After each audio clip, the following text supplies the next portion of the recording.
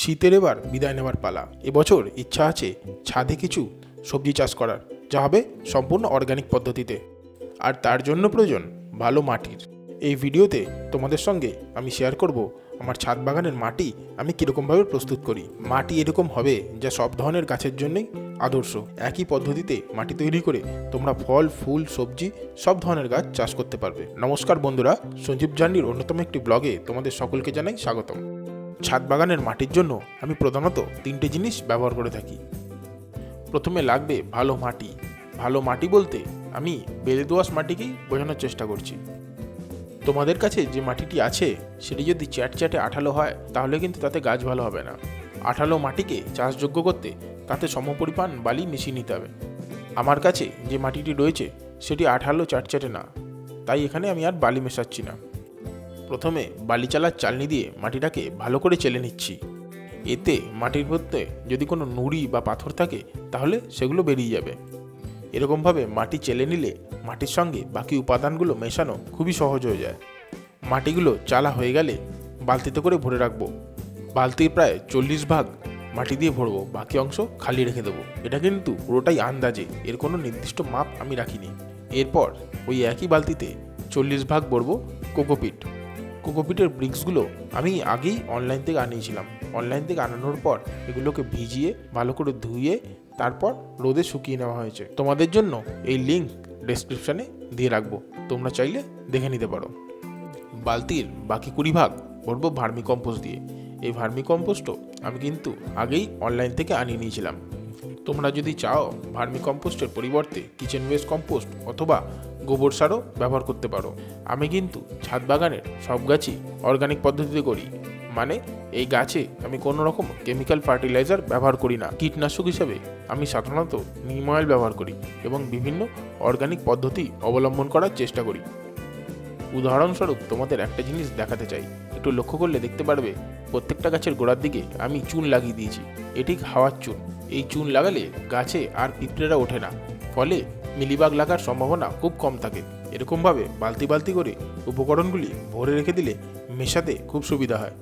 একসঙ্গে অনেক উপকরণ নিলে হয়তো সবার সঙ্গে সমানভাবে নাও মিশতে পারে, তার জন্য এরকম বালতি করে রেখে দিলাম। প্রথম দিনে আমি মাটিগুলোকে চেলে তার সঙ্গে কোকোপিট এবং ভার্মিকম্পোস্ট দিয়ে মোট 5টি বালতি রেডি করেছিলাম। আজ দ্বিতীয় দিন। এবার এগুলোকে ভালো করে মিশিয়ে নিতে হবে।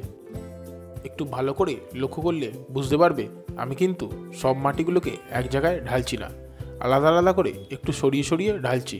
তাহলে যখন মেশাবো তখন খুবই সুবিধা হবে।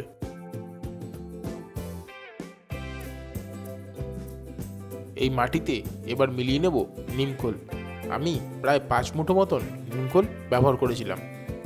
নিমখোল মাটির রোগ প্রতিরোধ ক্ষমতা বাড়ায়।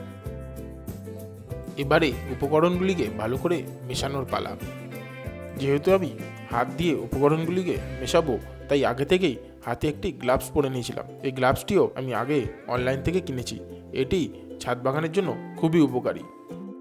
তোমাদের সুবিধার জন্য ভিডিওর ডেসক্রিপশনে এই গ্লাভসের লিঙ্ক দিয়ে রাখলাম, তোমরা চাইলে দেখে নিতে পারো।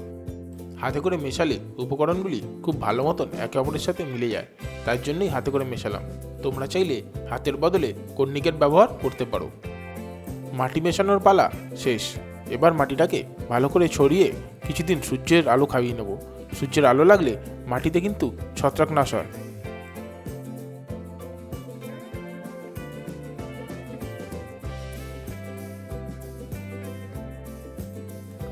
গত 5 দিন ধরে মাটিতে রোদ লাগানো হয়ে গেছে। মাটি শুকিয়ে একদম ঝরঝর হয়ে গেছে। এবার মাটিতে মেশাবো ট্রাইকোডার্মা। ট্রাইকোডার্মা হলো একটি উপকারী ছত্রাক, যা মাটিতে নাইট্রোজেনের পরিমাণ মেনটেন করতে সাহায্য করে এবং অপকারী ছত্রাককে ধ্বংস করে। 5 বালতি মাটির জন্য আমি 5 চা চামচ ট্রাইকোডার্মা ব্যবহার করেছিলাম।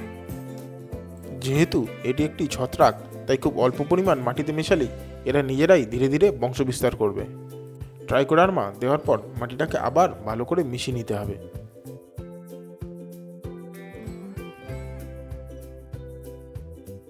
ভালো করে মেশানো হয়ে গেছে।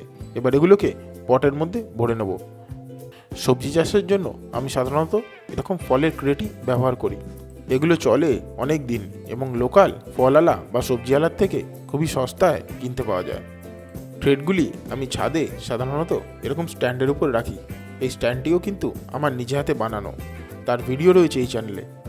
তোমাদের সুবিধার জন্য লিঙ্ক আই বাটনে দিয়ে দিলাম। এই চ্যানেলে আমি আমার জীবনের ছোট ছোট আনন্দগুলো তোমাদের সঙ্গে শেয়ার করি। আমার এই চেষ্টা তোমাদের কেমন লাগলো কমেন্টসে অবশ্যই জানিও। তাহলে দেখা হচ্ছে আবার পরের ব্লগে। ততক্ষণের জন্য stay blessed and keep watching.